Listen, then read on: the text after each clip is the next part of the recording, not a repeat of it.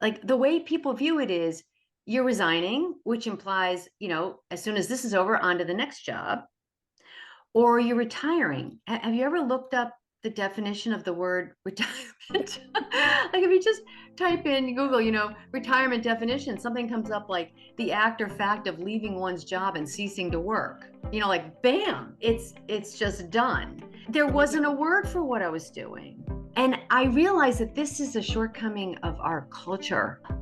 Why is there pressure to define what you're doing with one of those two words? And the answer is the culture. The culture is so work / accomplishment / resume burnishing, / money earning focus that there's literally no middle ground. You're either one or the other.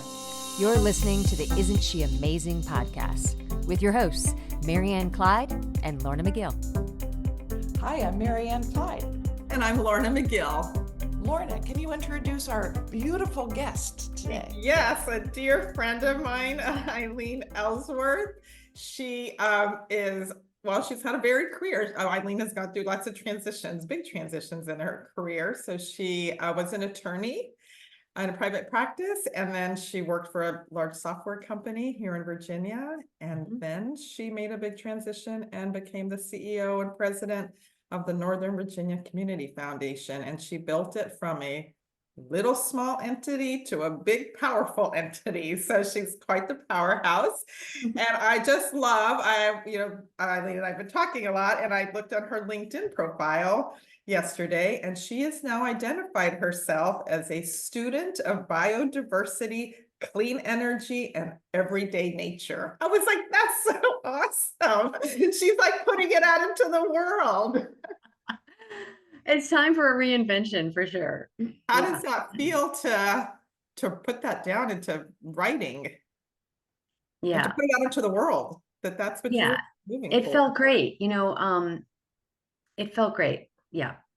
So I had a while to think about the transition, and I announced that I was retiring from the Community Foundation in June of 2023, but that I would stay on until they found my replacement, which they did, Renee Yancey, and I'm incredibly grateful to Renee, and I think the Community Foundation is going to be awesome under her leadership. But I have officially been retired all of 5 weeks, so you're not exactly talking to an expert here.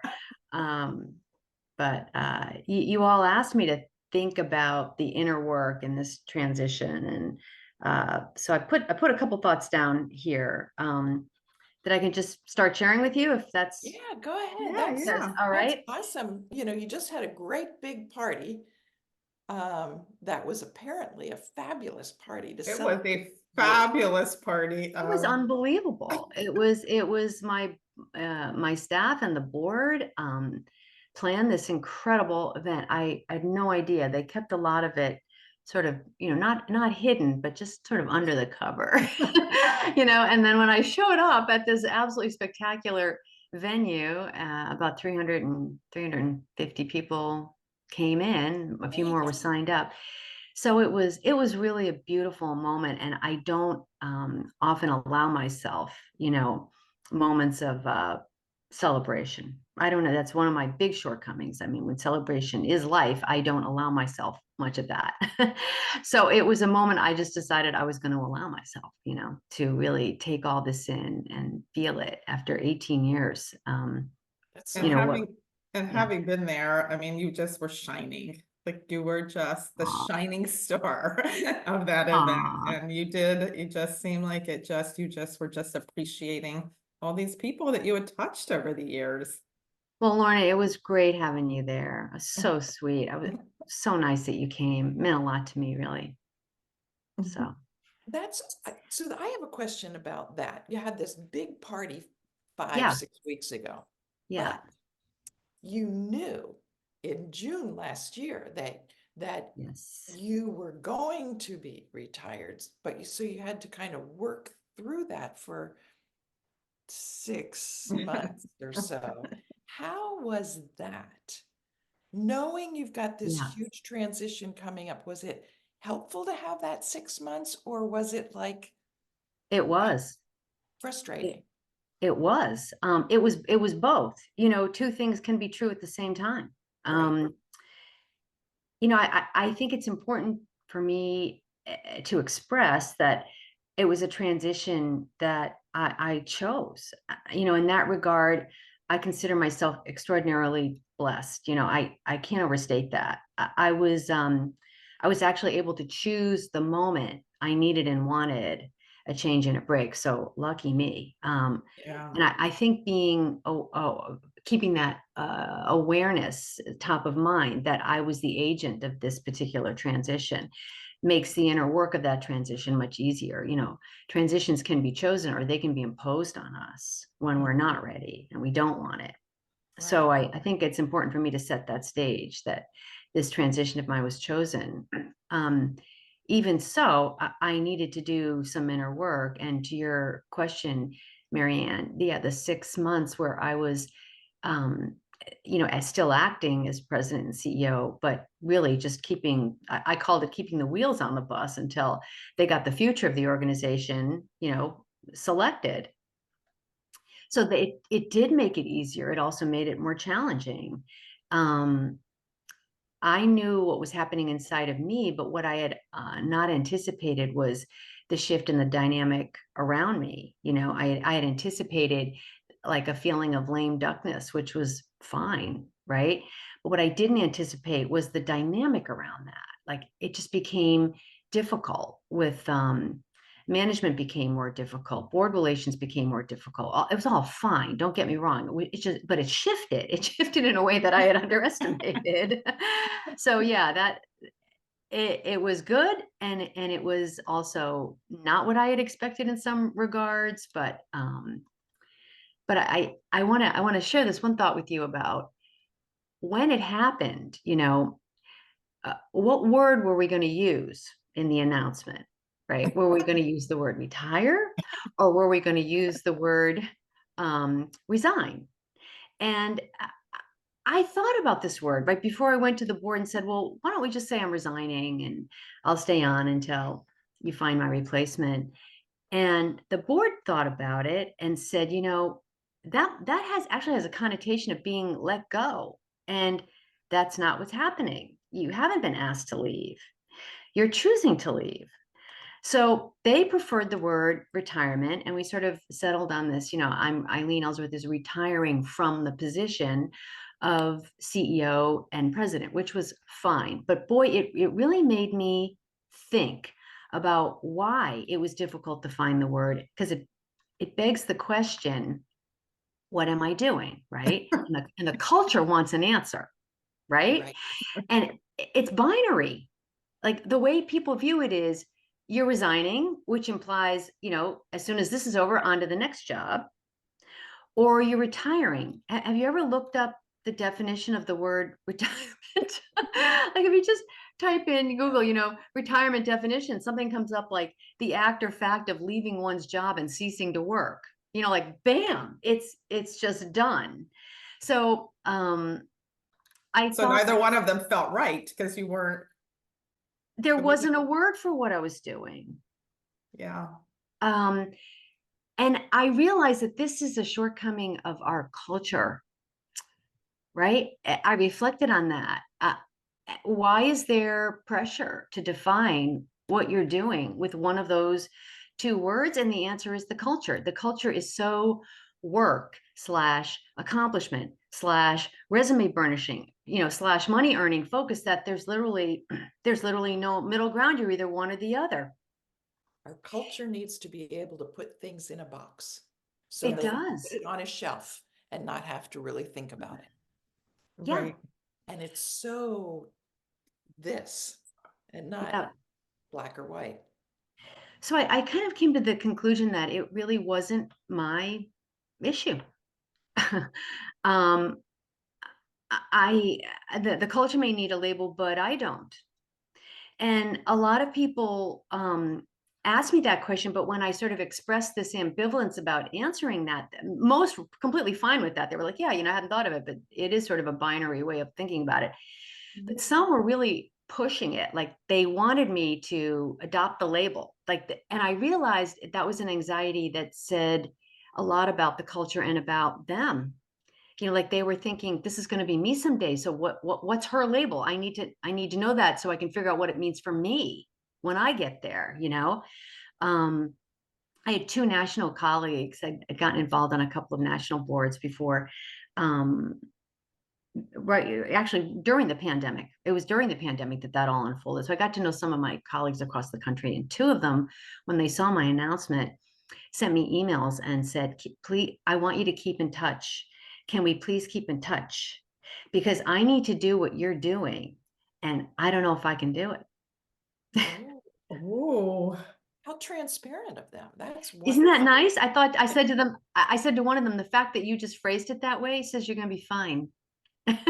Because you've already admitted that this is a challenge. Yeah. You know, pulling the trigger and saying I really need to go for a variety of reasons is a challenge. And the fact that you can identify it as such, you've already, you know, you're halfway there, more than halfway there. So that's an interesting point, because so many of us feel that. yeah, but it's scary to express it and to say it out loud. Like, it's very scary to express it and say it out loud. Yeah.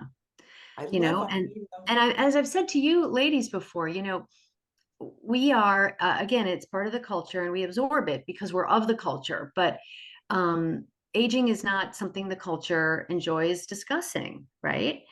Even though if you're lucky, you age, right? If you're still around. I know some people that didn't make it to my age, which is 68. They didn't come close, and I'm lucky to still be here, but the culture doesn't see it that way. It sees it as, you know, your productive life is over. No, my life has changed, you know, and I don't need to define it with some cultural label. All I am craving right now, after working my entire life, and a lot of people around here can relate to that. I have worked my entire life. All right. So all I'm craving is simple days and quiet evenings. There you go. People are like, well, but what do you want to accomplish? Like, what are you going to text someone? All I know is that I want some simple days and quiet evenings. I love the points that you made. First of all, when you said a little earlier that this discussion about am I resigned or am I retired, it's not my business. It's not my problem. Not my issue, right? And that's basically, you know, when we're women of our age and the transitions we go through are like a revolving door. I mean, they're boom, boom, boom. Some of them we have choices about. Since you said we have a choice, you had a choice, that was fabulous. We don't always have a choice. We don't have a choice when we go through menopause. We don't have a choice if we get fired. We don't have a choice if a marriage ends sometimes. That's right. Sometimes we do. Or if someone we love passes, you know, or if we become ill. I mean, there's a lot of things, major transitions we have no control over. Yeah. But your point about you have to define it for you. Mm-hmm. And it doesn't matter what anybody else thinks. It really doesn't matter. That's right, so Marianne. You've put a lot of thought into what does matter about this specific transition in your life. And what are some, you had said you've got a list in front of you. I don't see it right now, but about some of the points that you were thinking about. What matters most to you right now, besides the quiet days and the quiet nights? Well, I think one of the benefits from this transitional phase I was able to engage in, where I had announced leaving but hadn't yet left, was a sort of an internal inventory of what I needed, you know, and like so many women, my life has been about service, you know, on every level. Right. So what I really, really needed was me time. Mm-hmm. Mm-hmm. You know, I just need some me time. Oh my gosh, I'm starving for that. Literally, like, well, it's figuratively, of course, I'm not starving, but emotionally, I'm starving for that. Mm-hmm. And I just couldn't wait to get there. You know, I must say, 2 days after, like the first day into my retirement, I felt better. Like I felt, okay, all I have to think about today is what should I make for dinner? What does my husband feel like for dinner? It's been this quiet joy that I can help him a little bit. Bob is still working, right? So I can run an errand or two that he would normally have to run in the middle of his day, or I can think about what his favorite meal might be tonight, because he's always been so grateful when I cook. God bless him. So, it's just been, I know that sounds in a lot of ways old fashioned. I got to tell you, it's so joyful to just be able to do what I want to do for a man I love, Mhm. Well, and I the think kid, that is so that's what some of the issues with in our society and culture is, and yeah, especially I think like here where we live, it's so go, go, go, accomplish, accomplish, accomplish, do this, do that. And sometimes you do have to just, like you said, just let yourself be with you that's right. for once and kind of marinate in that, or just don't think, just be in the moment. And that's when that's when a lot of the clarity comes to you as to what, because you're not thinking about it or Yeah, overthinking it, because you can overthink it. yeah. I mean, there isn't total clarity there for me, but I think that's another part of the inner work I've been doing is just being at home with that uncertainty. You know, I had someone recently ask me, well, where do you see yourself a year from now? And my response was, I know this doesn't sound like me. Said it doesn't even sound like me to me. I don't know where I'm going to be a year from now. And I'm good with that. You know, when I go ahead, Marianne. Oh, thank you. The question then, you had to decide what you like, where you want to go, that kind of stuff. And just as Lorna pointed out at the beginning, is there you did on your LinkedIn profile, I'm into this and I'm I'm into into that. this. And And guess what? I got all these new hits and messages. oh, did you really? It was hilarious. It was like, really? You're interested in this? So am I. Because, okay, so here's a question. Was that hard for you to identify this is No, something I want to focus on now? no, it wasn't. I was actually, so that's a story that I'll make pretty short here. So I have an undergraduate degree in biology, and I attended a Jesuit university, started there in 73, Mhm. and they had allowed women into the university for the first time. I want to say something like 4 years earlier, maybe 5. It was very recent. Yeah. But from the point of view of an 18-year-old, I thought, oh, great, women can go to this, Jesuit university right around the corner. So I'm going to do that. Right. So I was a biology major because I very much wanted to be a scientist. Um, I didn't end up being a scientist, right? And by my junior year, I knew it wasn't going to be a career. At the time, I just could not see a career in science that would have any meaning for me. And there's a lot of reasons for that, valid and invalid in hindsight, right? But I went in a different direction. I ended up going to law school, and it was a great trajectory for me. It was great. I don't regret anything. But while I didn't make a career in science, the field sciences stuck. They stuck in my life as avocations, hobbies. Mhm. So I took ornithology as a sophomore, I think. Well, that became a lifelong birding obsession. I turned my husband into a birder. I turned my daughter into a birder. We've taken trips based on what birds we can see. And we've been here in this house for 29 years, going on 30 years. And my husband's been feeding the birds here I think we now have 11 different kinds of bird feeders out there, or 11 different bird feeders out there, all different kinds. So we see lots of birds here. We love it. I mean, it's just something we can sit down together with a cup of coffee in the morning and watch, it's just something makes us feel calm and connected. They're so beautiful. They're never not beautiful to me, you know? So this has always been something that sings to my heart, is being able to see birds, being able to get out and be with them and see them.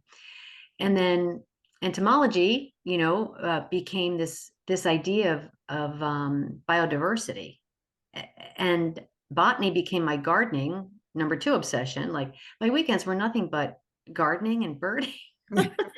So, you Sounds know, great. in my spare time, I've always gravitated towards those interests. So I knew that's where I was going next. I have we have friends here that have been retired. They're old hands at retirement. You know, they retired much earlier than I did in their life. And so they've had a chance to sort of set their life, you know, and decide what Monday looks like, what Tuesday looks like. You know, they have like a routine going on. But even they have said to me, wow, like that, you are so lucky. Like you retired with a really deep interest in something. Like, you know, we didn't. We had to sort of find that. We had to create that. And you know, if human beings are anything, we are creative, right? We can create our life. Sometimes life happens. A lot of times life just happens, but there's always some aspect, it seems to me, or often an aspect that we can create.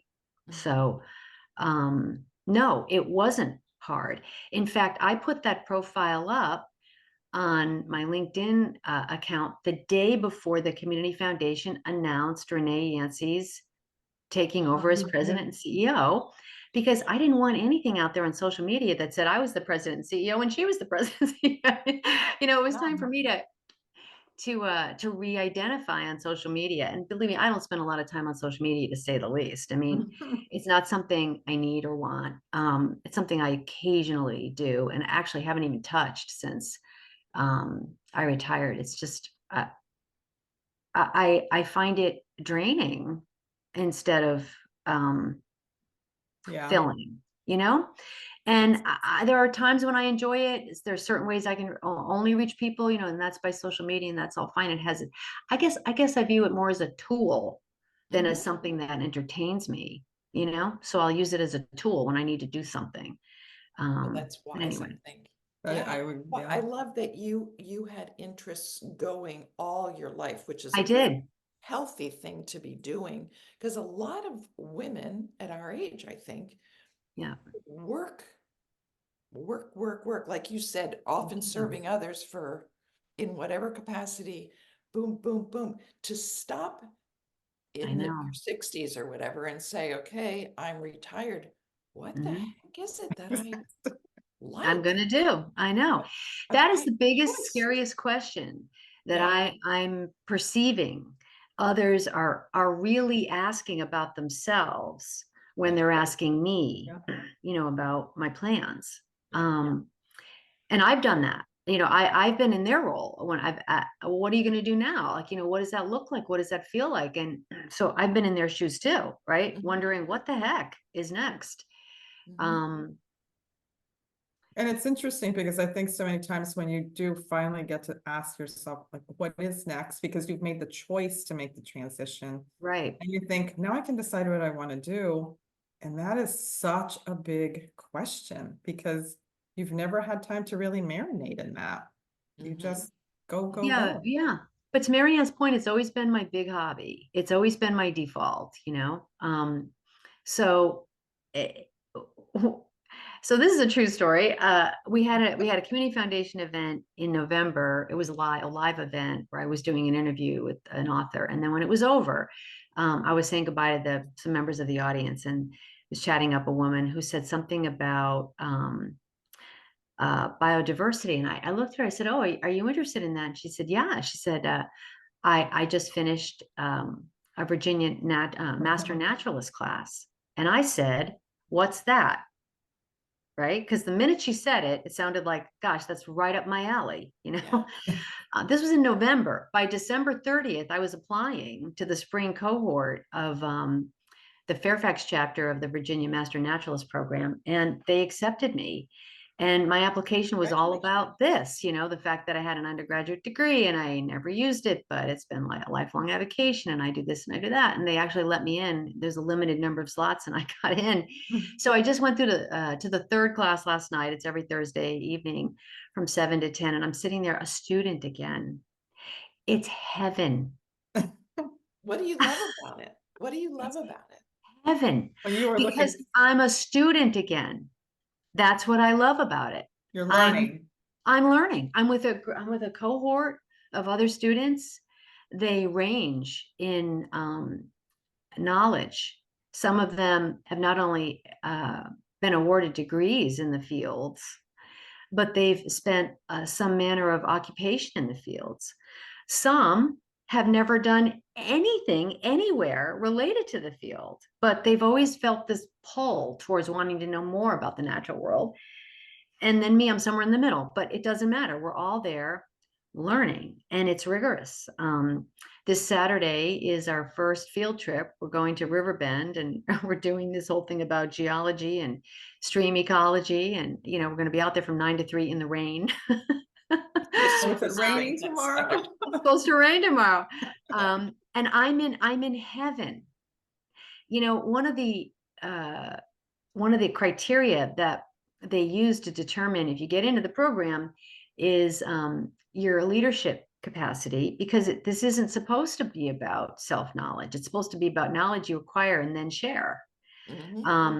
So how are you going to share that? How are you going to volunteer your knowledge to people that want to know more, thereby impacting their knowledge base, their interest in, their awareness of what their own actions are doing or not doing to help or hurt the environment. So during the interview, you have it's not only an application, it's this live interview process. You have to give them 3 references. They called every reference. It's intense, right? One of my references told me she was on the phone for half an hour with, they really do a very thorough job. Wow. So during my interview, she's asked me about my leadership. And in hindsight, I said, I think I just blew my chances of getting into the program. I said, look, I have leadership. It's kind of written all over my resume, but is it okay if just for now, I just want to be a student again. I don't want to lead anything, right? I just want to sit there and soak it up and learn and read and take notes. And then after that, after I become knowledgeable about something that's useful to you, yeah, of course, I can teach, I can share, I can guide, I can do whatever, but I've got to learn it first, and I'm entirely pretty much self-taught at this point. So I got a lot to learn. Oh, it's just heaven. It's heaven. Oh, well, that's awesome. It's great. Exciting. It's this small thing, it's a small thing and it's just feeding my soul. So well, I think it's, it's not that's really a small thing when you think about it, because it's your passion. Like you've kind of put it in the back burner for all these years without really thinking about it. And now you get to blossom into that. Like, how exciting is that? I know. It's very exciting. I'm taking this little course to be a Virginia Master Naturalist, and I feel like I'm on cloud 9. Like I feel like I'm already in the flow of something, like in flow of something where it doesn't feel like I'm something that's out there that I'm doing. It just feels like life, already. So. And it sounds like a natural progression of your life. It's just the way it should go. I've just given this all a lot of thought, and I've worked extraordinarily hard. And really, Bob and I, my husband and I say everything we got the hard way. And God, is that true? So I've given a lot of thought to things, but I am still very, very cognizant of how extraordinarily lucky I am. Number 1, to have lived this long with this quality of life. Number 2, to have this amazing family that I adore and who adores me, and number 3, to have had the privilege to serve the community in that role, which also definitely felt like life. Didn't feel like a job, it felt like life. For as long as I did, have the impact that we were able to have, I'm a lucky lady. All of it is true, right? I've earned everything. However, I'm lucky too. Like I said, 2 things can be true. So. Well, and that's the neat thing about juggling a transition is, first of all, to know how fortunate you are and have Yeah. been, and what an opportunity to explore new things in your life that you have not had a chance to fully explore. Sounds like you have a pretty healthy grasp on this transition. A lot of women are scared, angry, Yeah. you know, for different reasons and everything like that. What would you say to them? Yeah. Well, I would say to them, I was there too. I mean, I had moments of fear, you know. This has been so much a part of my life for so long. Now what? Like fear. Fear of loneliness, fear of loneliness is it's an epidemic in Right. America. Cigna Health did this study. I think it first came out in 2018. 49% of Americans at that time reported feeling lonely, either all of the time or most of the time. Wow. And I went back recently to see, I wonder if they updated that, post pandemic. Sure enough, now it's like 58% of Americans report feeling lonely, either all of the time or most of the time. So, yes, you're worried about that. You don't want to feel lonely. You don't want to feel like your life doesn't have the same purpose or meaning, and you're not sure how you're going to fill your time. And I would say to them, I think that's perfectly normal. Any transition is going to be fraught with fear and uncertainty and worry. So there was this book I was telling Lorna about. This one, this one, our book. Our book. All right. So, ironically enough, it's written by a guy by the name of Bridges, William Bridges, and it's called Transitions. And this is like, the second edition. He wrote the first book, the first edition, when he was like in his 30s. And then he rewrote it in his 70s. And it's just one of the best deconstructions of the elements of a transition I've ever seen. It's not specific to retirement. It's not specific to anything. It's a deconstruction of the elements of a transition, And I would say to these women, get this book. Oh, because number one, it gives you permission to be afraid. Every transition begins with an ending. Correct. Yeah. Every transition ends with a beginning. And in the middle is this thing he very mildly calls the neutral zone, but readily admits it's anything but neutral. It's a time when you feel uncertainty, that you're not productive, that, connections are waning, that the future's really unclear. All of this is affirmed as part of the normal function and process of a transition. Get the book, and then every single thing you're feeling will feel, yeah, this is normal. Yeah, Eileen, when I left my job, Eileen was one of the first people I talked to afterwards, and she recommended it. And I'm going to read. There's a sentence in there, but it says, "As with all large transition, the success of that time begins with letting go of the world that you were used to." Yeah. And I think Yes. that's it. An ending. Every transition begins with an end. And that's who you were. Now you're moving to the new, and that is scary. But yeah, this book is just awesome. I couldn't say it any better than he says it. I just feel like life is nothing really, often when you think about it, but transition, nothing really stays the same. Sometimes the transitions are big and notable, and they can be marked, in very concrete ways. Most of the times they can't, but he describes the neutral zone. He says the neutral zone, rather. He says the second hurdle of transition is a seemingly unproductive timeout when we feel disconnected from people and things in the past and emotionally unconnected to the present. Right. Yet the neutral zone is really a time of reorientation. Yes.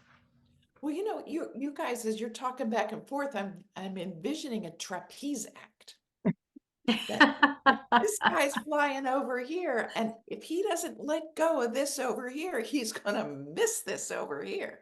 And so that transition time means you have to let go of that bar, or you're going to miss that bar. And, you know, hopefully there's a net. And meantime, you're floating through this. Right. Yeah. Well, you know, this idea of being emotionally unconnected to the present. Wow. Well, that's huge, because That's that's huge. So when you're feeling that, you know, in a transition, and I've totally felt that too, you can say, oh, this is the neutral zone. Mhm. And if I don't, you know, if I don't experience that feeling of disconnectedness with the present, I'm not actually going through the neutral zone. There's only one way to get to the end, and that's to go through it. You got to go through it, right? So I just found that whole process of understanding what's happening to you actually allows you to feel what's happening to you and understand that it's part of every single major transition. So it's great. It's great to have a guide like that.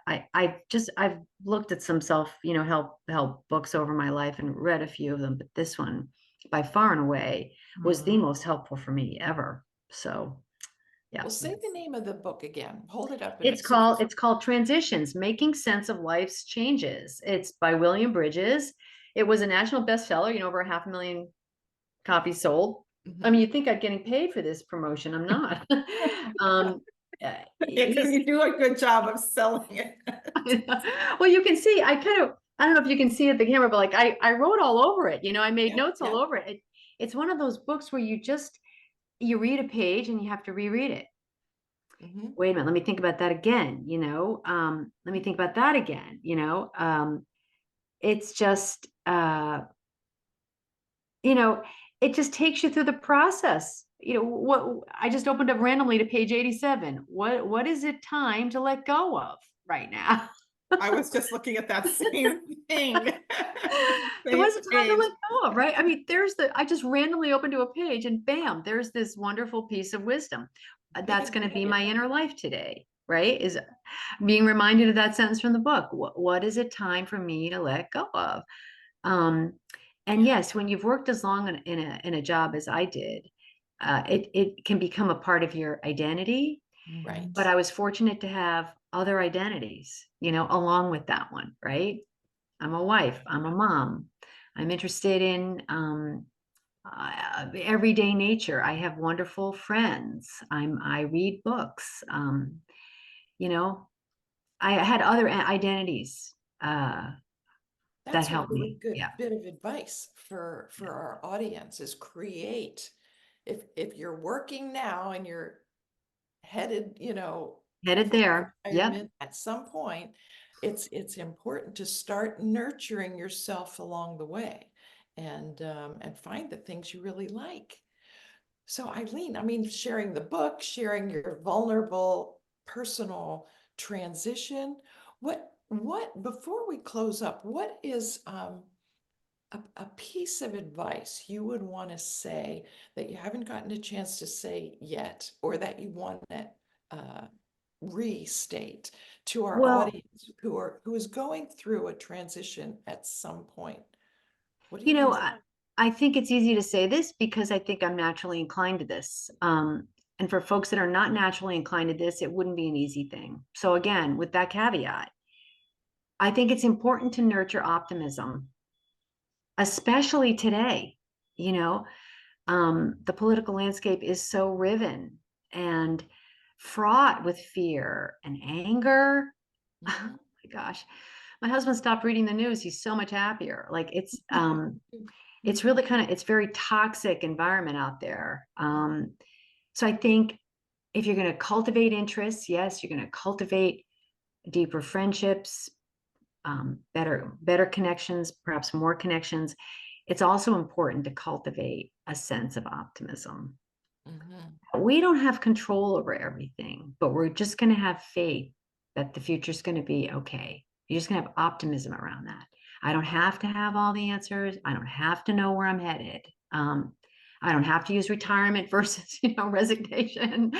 I don't have to do any of that, but it helps if I can see a future for me, for my family, for my country that's optimistic, you know? So I would end on that note.